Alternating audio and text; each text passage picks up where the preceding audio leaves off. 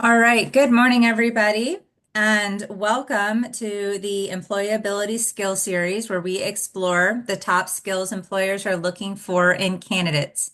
Each week, we will cover a different topic with thoughts and insights from professionals in a variety of industries. I'm your host, Megan Morrow, Senior Associate Director of Experiential Learning and Employer Relations, and I have Nikki Hops, Director of Internship Development for Northwestern Mutual, as my guest. And today, we will be discussing the importance of time management in the workplace. Before we kind of get started, I did just want to like a little disclaimer. I was just telling Nikki this before we got started. I have a brand new laptop. I haven't figured out all the settings. So I do apologize that for some reason you can't see me. I'm here. Obviously, you can hear me. But I apologize that I'm not on camera. And if there are any glitches or anything, please just drop in the chat pod. That way I can maybe work that out with IT. But you do have the QR code on the screen that you should see that you could click on to get your attendance. If you have logged in on your phone and you can't scan the code, I just put the URL in the chat pod. So make sure that you click on that and that will mark your attendance for today's Employability Skill Series. All right, so let me get back to Nikki. Nikki's been with Northwestern Mutual for almost 2 years. Should we make that 3 years now? Yep, almost All three. right, awesome. So yeah, Nikki did just get a promotion, so congratulations to Nikki for that. A little bummer for us, so we won't see her near as much, but that's what happens when you move up. But prior to her role at Northwestern Mutual, she worked in college athletics for 7 years, helping student athletes prepare for life after sport. So good morning, Nikki. Thank you so much for being here and joining us today. Yeah, I'm excited to be here. Yes, awesome. So again, sorry about some of the funkiness with the IT, but we'll work through it. Yeah. So again, so Nikki, you were a college athlete, and I know Mhm. that you have spoken in my class several times about just how employers love the athletes, and I always kind of take that into my classes when I talk about that well-roundedness of being athletes or volunteering or having internships and stuff like that. So can you tell us just a little bit more about your background, what you were doing in college, after college, kind of a little bit of your story as you kind of moved into this role? Yeah, absolutely. I started actually in Lakeland. I was right across the lake. I went to Southeastern. I was a student athlete there, and then decided that I wanted to study sport business. And so I came to UCF for grad school. But most of what I really did professionally was help student athletes navigate kind of their time in college. So I started out in academics. And my job was to really help them manage their sport along with their academic requirements. So everything from their classes to the projects that they were working on, making sure that they were remaining eligible within, the NCAA guidelines, and then really just help them manage that for multiple sports. Did that for about 3.5 years, and then I stepped more into the kind of post development space. So my job was to really help them acquire the skills to be great at whatever was next. So whether that was my athletes that were going professional, which was a handful, my athletes that were going into grad school, med school, law school, or my athletes that were going straight into their professional career, our job was to help prepare them. So whether that was networking, interview skills, resume skills, leadership skills, financial literacy, personal development, strengths, all of that, we were really trying to help them prepare for whatever that next step was.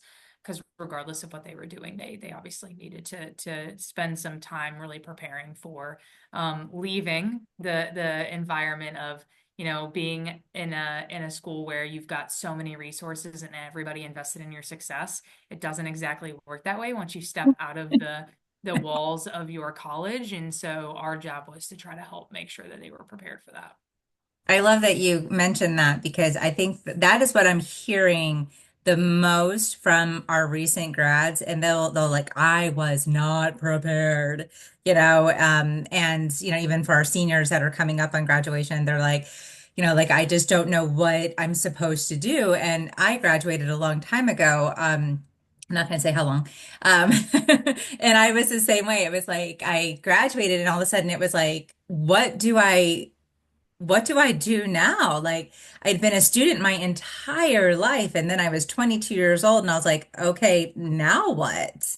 And so, yeah, that transition was intense, and the more I think about it, I think that's definitely something that we need to prepare our students for, maybe have some kind of maybe like senior seminar or something like that. Like financial literacy is important and making that transition. So thank you for bringing that up. Yeah. Okay, so today we're talking about time management. I know everybody knows kind of what that is, but like, what does that mean to you when you hear that? What is that? How does that resonate with you, especially in the workplace? Yeah, I think in the workplace, the two areas that you're going to experience this the most is going to really be, productivity and efficiency, calendar management. That's going to be a pretty big part of what you're going to be doing. I think, time management is you're going to be handed a job description with roles and responsibilities, right? And then on top of that, you're going to have all of these things that you have to do in order to really get your job done. And time management is okay, well, how do I take the 40 hours of work I'm doing or 50, whatever it is that you're doing, and how do I get everything done in those 40 hours, right? And so that's how I see time management. I really think when you look at it big picture, it's really going to boil down to goals, priorities. It's going to boil down to calendar management, and it's really, productivity and efficiency is kind of how I've experienced it now Hmm. in my workplace, and also how I teach it to my interns, who I'd say this is probably one of the biggest areas of growth that I see in our interns when they come in versus when they leave our program. Yeah, that time management piece is so super important. It's because like I see it, my students, and luckily I have a team that I work with now that doesn't seem to struggle with this at all. But, once you're given like a deadline, like you have to meet that deadline. It doesn't matter that you don't feel well or that your computer crashed or that your cat was sick or, like it just doesn't matter. And I know for me, like I'm a list person. So Hmm. I really enjoy like being able to cross stuff off. So I will like write things down, like either like when I was in college, I had like an actual paper agenda and I would write everything down and every day I'd cross it off. Or now we're so digital, it's like make reminders. Even my little guy, I have an 11-year-old who his job is to bring the trash can back every Tuesday, from the road to the side of the house, right? Hmm. And like he couldn't remember it. He couldn't remember. So it's like, but no, hey, just put a reminder on your phone like right at 3:30 when you're walking by the house. Oh, gotta grab the garbage. And it's little stuff like that, like reminders on your phone, calendar things on, write it down, that kind of stuff. Because, you know, and if you don't hit those deadlines, you don't have a job. Yeah. Yeah. I absolutely. And a lot of that are some of the tips I was going to give, but I think that's one thing, and I don't know fully who I'm talking to, but just in terms of good perspective, excuses don't exactly translate into the professional workplace because at the end of the day, your leader still has to report for whatever deadline you have, and you, if you're the leader, still has to report. So I think we this generation is probably one of the most distracted generations, which makes it really hard, right? What are you doing with your spare time? Most of us, if we're being honest, we're taking a break by scrolling through our phones, or Mhm. we are, Absolutely. taking that phone call, or looking at TikTok reels, right? Like if we're really being honest, whether that's in class, whether that's in between class, whether that's, when you're working on your homework, and that's one thing when I was doing my research to prepare for this, we have to understand those distractions are real, but that's also one of the biggest killers of time management and efficiency. And then the second thing you see a lot of is just the excuses, right? And when you step into the professional world, hopefully you have a great culture and great leadership, but it's not as forgiving of an environment, right? And at the end of the day, it needs to get done. And everybody has something going on. Everybody is quote unquote busy. That's kind of the Yep. new, thing. And I think we're getting better about that. But you have to be really wise with your time. No, I love that. I love it's and we say this, students who are on the call, we say this with all the love in our heart. And, but we're not here to coddle and make things soft either. We're here to give you the real truth. Like excuses just do not cut it. And it sounds harsh, and I know that you're going through stuff. We all are. That's the thing, but when you hit that professional world, you've got to get up every day and go even when you don't want to. And you've got to put your best foot forward even when your world is crumbling, personally. And that's awful that it happens, but it happens to everybody. So you're not alone, you're not on an island, but I know just no, we can't just make excuses and just say, oh well, this and this happened. It's like, okay, well, oh well, then you don't have a job, you know, or Yeah. you'll get passed up for promotions, or you'll get passed up for, salary bumps. And those are the things that we're all working for, So yeah, Yeah. absolutely. And I know that you said that you had prepared a presentation, so I'm going to Yeah. stop my gabbing and I'm going to turn it over to you. 'Cause I know that you had put forth some effort into this, so I don't want to take away any more of your time. So you are a co-host. I'm going to stop sharing my screen. Perfect. And then you can't stop share and Yeah, learn. and I have a presentation with some stuff, so I'll go ahead and share it. But I think at the end of the day, the biggest thing I want to be able to do is just provide some sort of valuable information to this group, and so I tried to keep it really high level. I think with time management, it's one of those topics where I would assume most of the people listening, or that will listen, it might not be the top of your list right now. And I get that. We've all been there. Can you see my PowerPoint, Megan? I can. If I make it big, okay. Let me make it full screen real quick. Um, it's not going to be at the top of your list. I think that's probably the reality. If we're all being honest with ourselves, where you are right now, it probably doesn't make sense.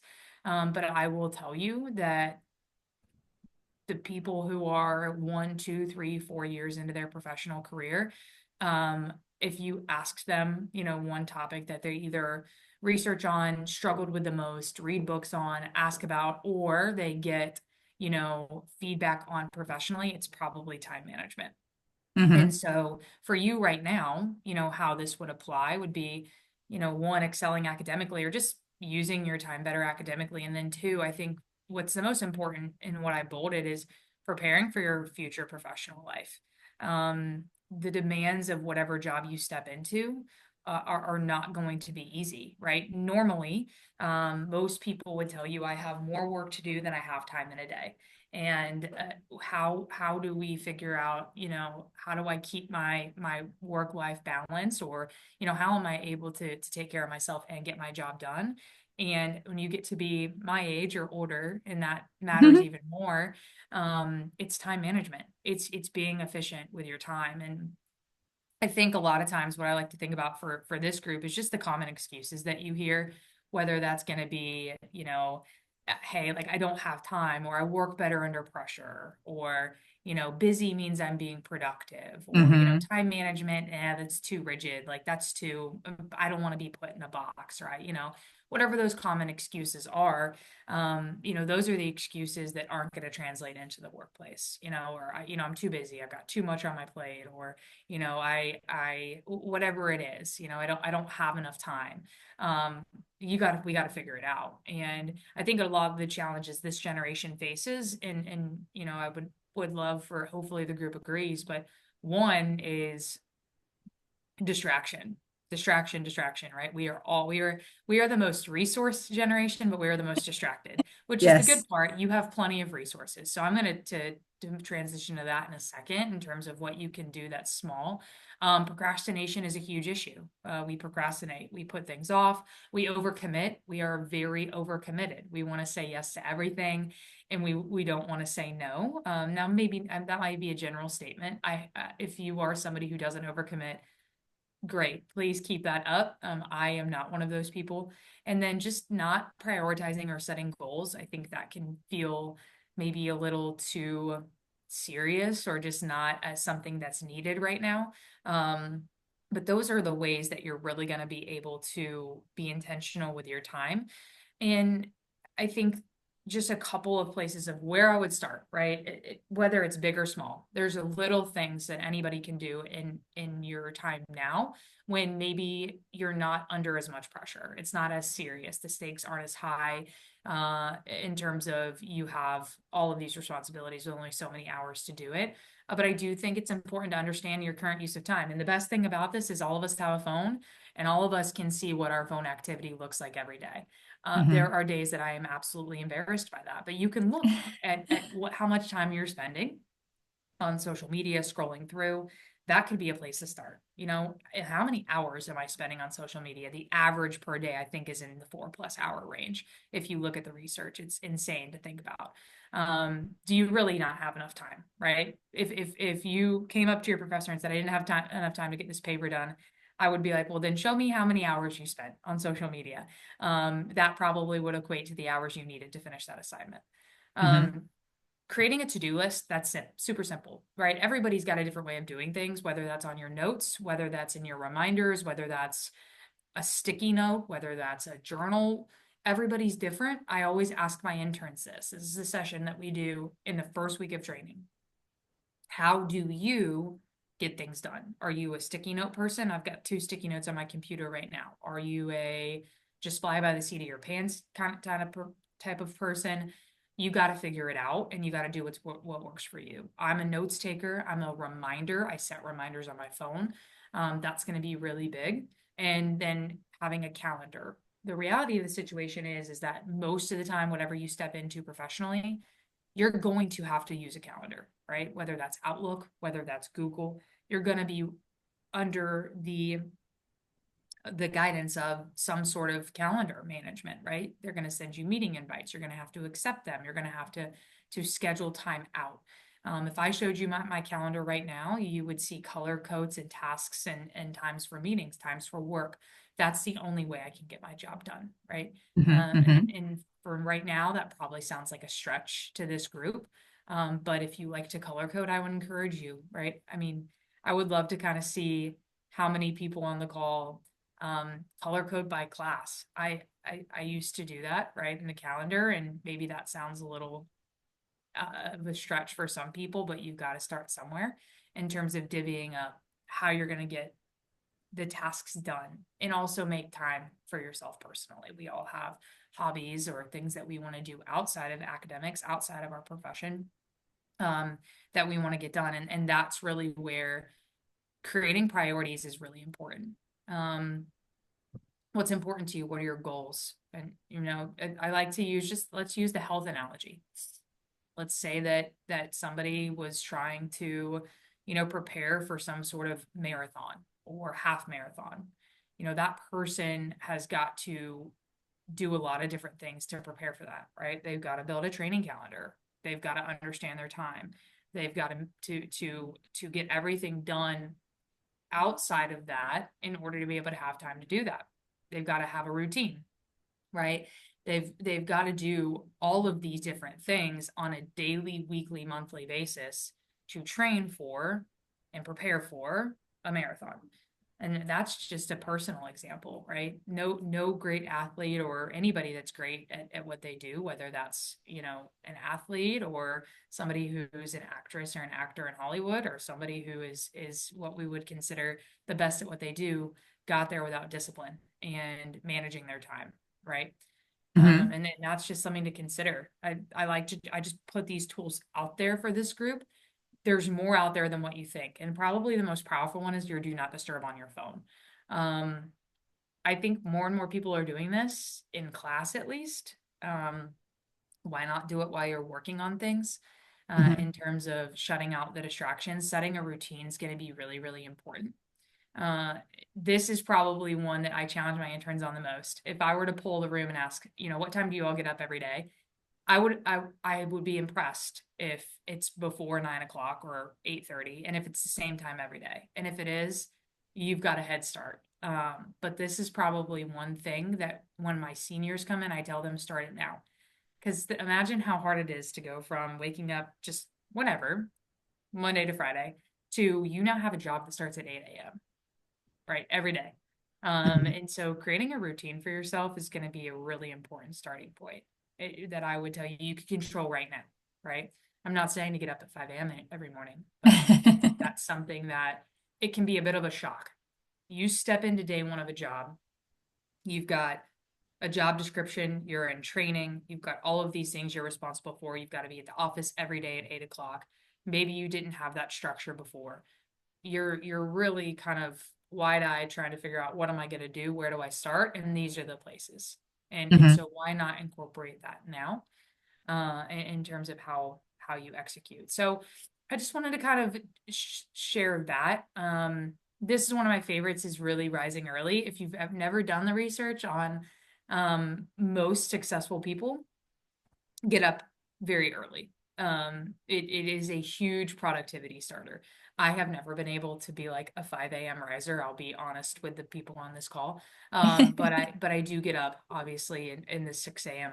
hour because Mhm. I have to get ready and I have to be at work and I have things that I need to do, right? Um, Whenever you're up early, that's when you accomplish the most, right? When people aren't demanding things of you.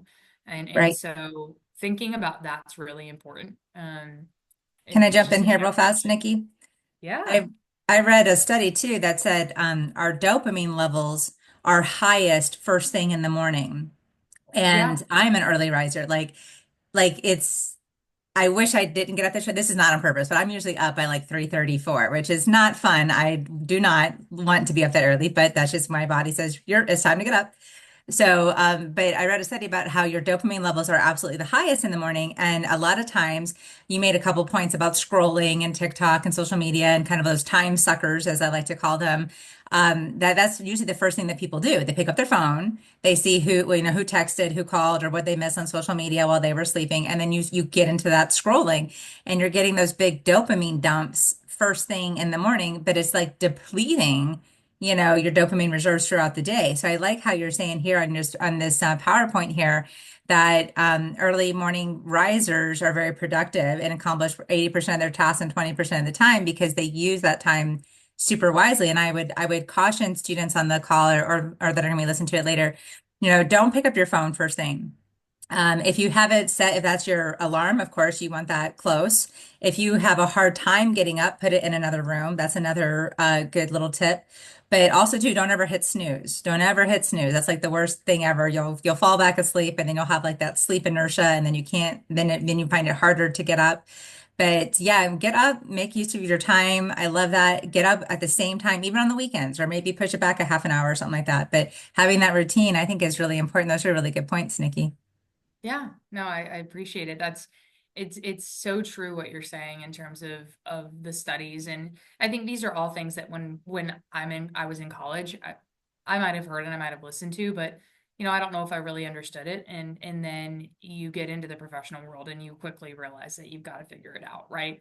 And so it's so true, and it's going to be really hard, but I promise it will benefit you because at some point you're in that transitional time between when you're in school and when you go professional.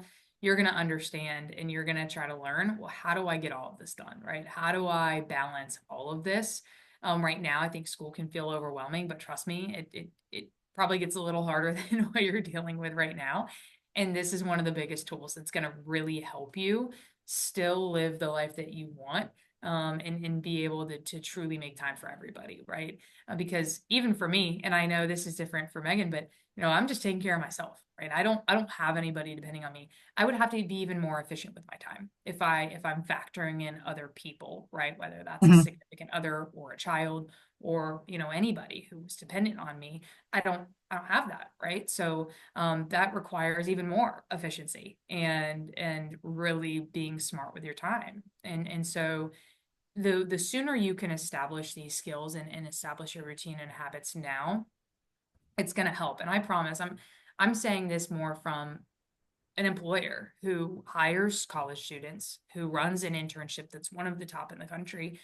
We always tackle both personal and professional commitments, and I'll stop sharing my screen with our interns. And one of the biggest commitments that our advisors push on our interns is what time are you getting up every day? And I kid you not, it is one of the biggest things that we talk about because it sets the tone for their day. Because the excuse I get the most of is, well, I had 2 exams this week. I had midterms this week. Hmm. I, Hmm. had this huge paper that was due.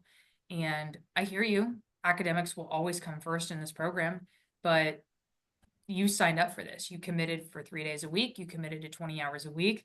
And what's going to allow you to get that done? You are going to be in an environment at some point in your life where there's going to be multiple things pulling for your time, attention, and your talent, and you've got to figure out how to balance it. And this is going to be the base for that, right? And you can start building those habits now. Just like I tell my kids with money management, think about it this way.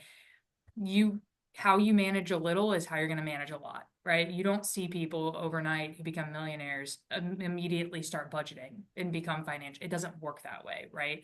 Those habits are going to translate. Whether, and I told my student athletes that when you go pro and you sign that contract, how you manage your money now is going to be how you use it then. And Hmm. start building the habits now. It's the same concept. It's just skills that you deem important. And I'm here to plead with you to deem this one important because it's going to definitely affect the quality of your life.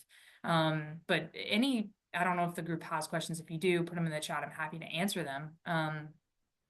I think this is one of those things, and Megan, you can add to it. I think this is one of those topics that it's not difficult. There's a lot of research out there. I mean, Chat GPT, or I don't know if you guys can use that resource personally, Yeah, but we can. Chat GPT or just Google books. We are the most resource generation, like I said. I think it's more about, is this something that you actually are going to care about and feel the drive to make the adjustments for? There's no shortage of ways that can help you. Technology at your fingertips. Your phone can be your best keeper of your time and can be your best resource to be productive. It's just a matter of if you're going to take those steps. And my encouragement to you, and what, regardless of what area you're in, whatever skill set I'm talking about, start somewhere. Hmm. One small thing that you can do today. So if you're not doing that, if you're not creating to-do lists, if you're not looking at a calendar and looking at your week, if you're not getting up at the same time every day, if you're not, whatever it is, if you're not putting your phone on do not disturb, if you're not working smart, if you are procrastinating, if you're working under pressure, what small step can you take that feels doable today? And then build on that would kind of be Hmm. my ending words of encouragement, because this is an area that is coming for all of us, regardless of what you do next. It does not matter if you're like, oh, well, I'm going to go to grad school. Well, grad school was harder for me Yeah. than being a full-time athlete and going to school. Grad school was harder than that, and that was hard enough. And then, grad school felt hard. Well, then try working full-time. Yep. That was hard. And so that would be my ending encouragement. No, that's really great. I love that because this is, I think you said, it's coming for all of us. It's not anything that you can escape at all. And the more you advance just in life, the more you're going to have on your plate. I mean, you might get married, you might have children, you might buy a house, you might have a pet. I mean, just all these things. I look at my own life. I have two boys, myself, and I'm running a household. I have to pay the bills. I mean, I'm the only one in my house. I'm the only adult in my house. So have to do grocery shopping. I have to, pay the bills. I have to make sure that the food's on the table. I have to make sure the kids are doing their homework and make sure that they're out the door. And that is just before I even Hmm. get to work. And then, Yep. then I have work, and then I have the things that my students need and the things that, I'm trying to do for them and the things I do outside of that. And then maybe I want to, I don't know, go out with my friends or, plan a vacation or do something. Yeah. So it doesn't matter what you do or what you have on your plate. There's always going to be more that's going to be added depending on what you take on in your life. So, um, like Nikki said, make some kind of plan and start somewhere. And with all things that are a change, if this is something that's going to be new to you, start somewhere small. Maybe do one thing, like Nikki said, maybe say, okay, moving forward, I'm going to get up now at the same time every day, and maybe do that for 2 or 3 weeks until that becomes a habit. Then add, I'm going to turn my phone on, do not disturb, and then add, kind of keep adding and building until you have this great repertoire of these time management skills. But build them now while you are in school, while you still have this big safety net and resources wrapped around you before, you're right in that precipice of, falling off the cliff. take care of it now while there's still people here to help you versus when you're on your own and there's not, like you said in the very beginning of the call, when you don't have all these resources and you're out there like, okay, now I got to figure this out on my own. And so Yeah. very cool, very great talk, Yeah. great talk. Nikki, can the students connect with you on LinkedIn if they have more questions or want to know more about your Yep. program? Yeah, please do connect with me on LinkedIn. It's my name that you see here, Nikki Hops. And even if, if you're just looking to connect and chat, please connect with me. We do run our internship out of the Lakeland office. We're currently hiring for the summer. So if you are interested in an internship, great. If you just want to follow me and see what I post, great. And I always like to leave with a quote. So one quote I think that's really valuable here, just a thinker, is time is what we want most, but what we use the worst. Um, so just kind of let that sink in. We can always find more resources. There's more of everything that we can find, but we can't find more of is time. And so this definitely matters. So follow me on LinkedIn, connect with me, whether you're interested or not. But if you are interested in the internship, shoot me a DM and we can chat more about that opportunity. Awesome. Thank you so much. And thank Yeah. you everyone for being on the call today. So again, please let me share my screen just one more time, just in case somebody didn't get a chance to get that. There's the QR code for you to scan if you're on your computer. But also in the chat pod that I put in there is the URL to click on for attendance. Please make sure that you do capture that. For everybody else, thank you so much. And thank you, Oceana. Thank you very much. She said this was extremely helpful, especially coming back from break and jumping back into the academic scene. Yes, girl, I hear you. And thank you, Kenny, as well. So thank you, Nikki. Connect with Nikki on LinkedIn. Also, you can always email me if you want her, email address or anything like that. I'd be more than happy to connect you as well. So great, great talk. Thank you, Nikki. I will see you. I'll see Madison. Will I see you at mock Yep. interviews, Probably just Maddie, but I'll make Maddie? I'll make my way down there at some point. Please do. Please do. I All will. right. I Thank you. will. All Thank you, right. Thanks, everybody. Have a everybody. great one. Thanks, y'all. Bye. Bye bye.